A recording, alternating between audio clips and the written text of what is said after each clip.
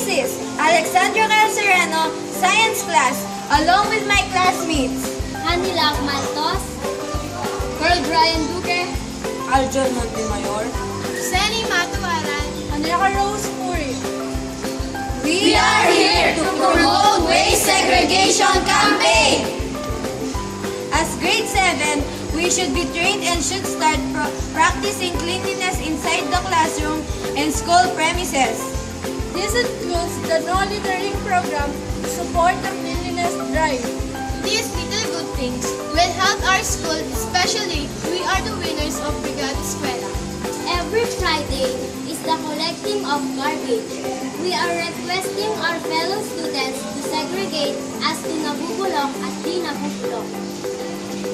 Huwag natin basta itapon na lang kung saan-saan ang mga basura. With this, we are saving our environment.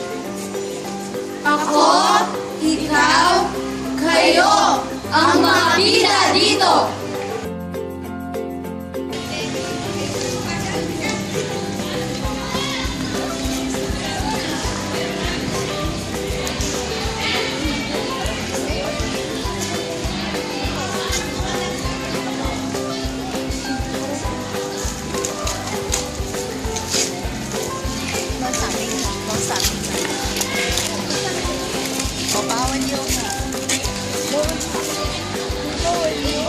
Bawal yun. Dapat itapon niyo sa tamang basurahan. Huwag kayong magtapon kung saan-saan. Ito, takisan niyo ang kanyang peta. Sige.